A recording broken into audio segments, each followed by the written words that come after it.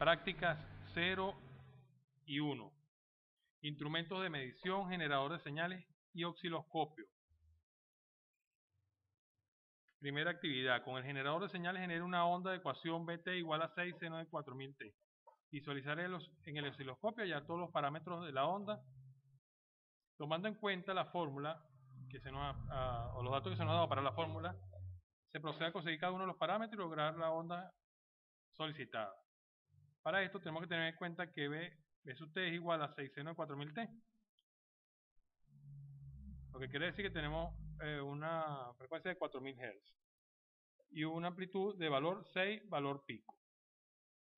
Teniendo en cuenta la fórmula a calcular, se procede a buscar los parámetros faltantes, que nos dan como resultado 1,6 milisegundos. Teniendo los parámetros completos, se procede a conectar el generador de señales virtual del software Proteus, cual es el que estamos utilizando, al osciloscopio virtual y lo configuramos según los datos calculados para realizar las mediciones. Y obtuvimos la siguiente onda senoidal,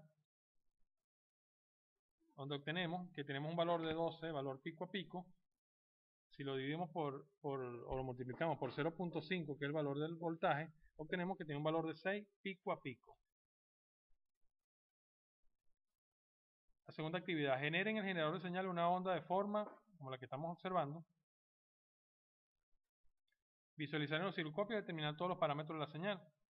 La solución para esta actividad la obtuvimos de la siguiente forma.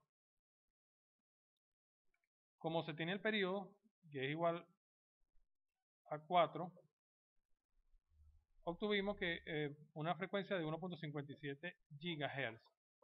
Entonces pudimos resaltar que la fórmula de la onda viene dada por B igual a T igual a 4 seno por 1,57 por 10 a la 9. Teniendo todos estos parámetros, aplicamos la fórmula y configuramos el osciloscopio, el generador de señales, y obtuvimos la siguiente onda.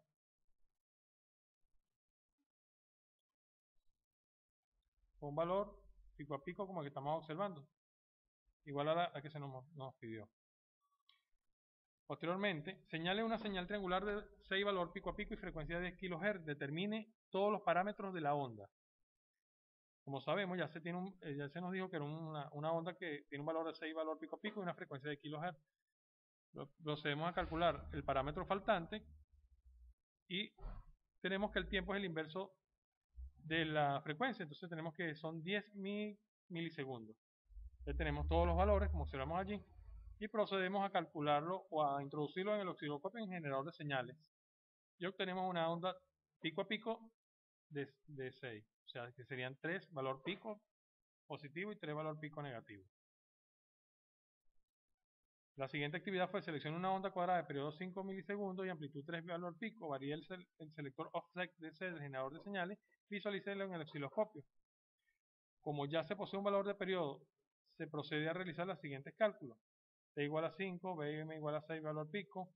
La frecuencia la obtuvimos que es 1.5, que nos genera los 200 Hz.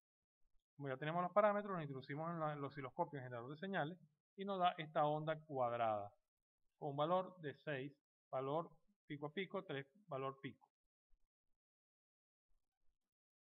Amplificador operacional. Corriente de desvío OC y polariza la entrada.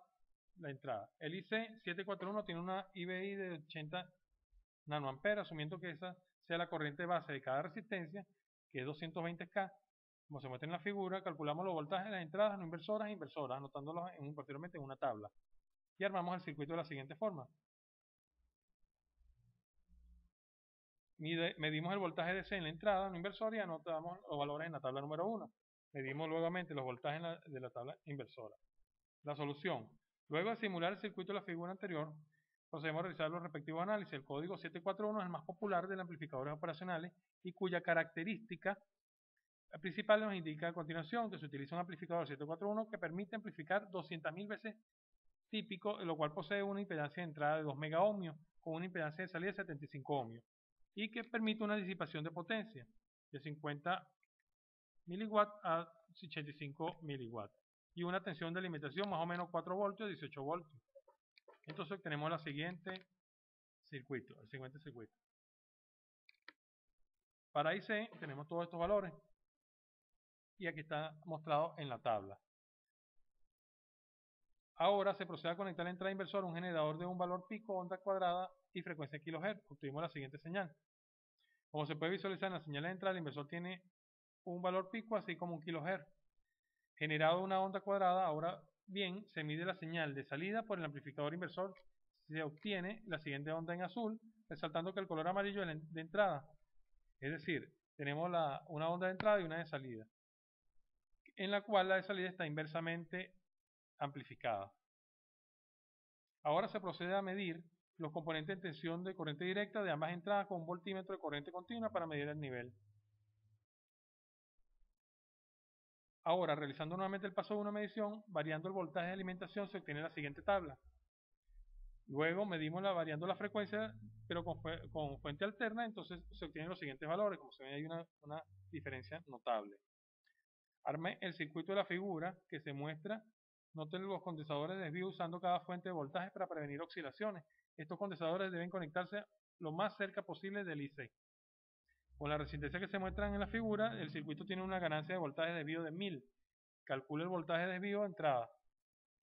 Sería VO entre los 1000 que nos están dando.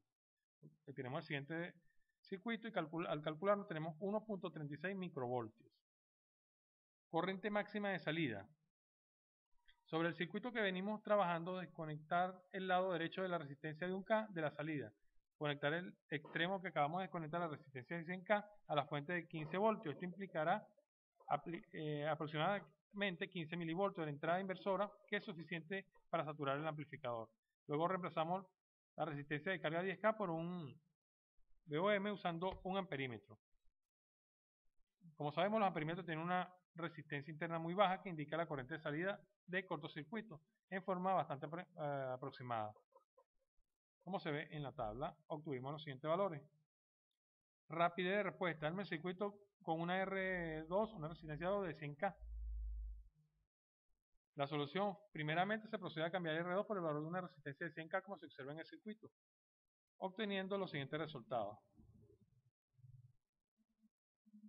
Ancho de banda de potencia. Cambia R2 a 10K, coloca un generador y ajusta el nivel de señal para obtener 20 valor pico a pico con una salida amplificada operacional incrementando la frecuencia de 1 a 20 kHz. Y observe la forma de la onda.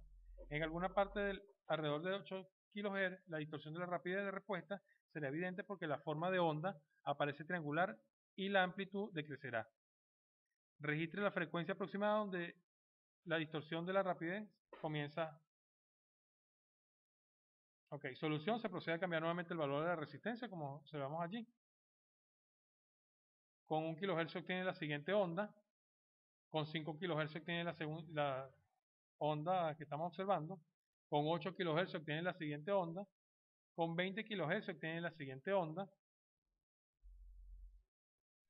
Docilidad de la corriente alterna de salida. Coloca el generador AC de 1 kHz e incrementa el nivel de señal hasta justo el comienzo del recorte de ambos picos. Registre el valor de pico a pico en la tabla. A partir de la siguiente gráfica, obtuvimos la siguiente tabla, midiendo los voltajes de C y AC de salida para cada una de las fallas listadas en la tabla.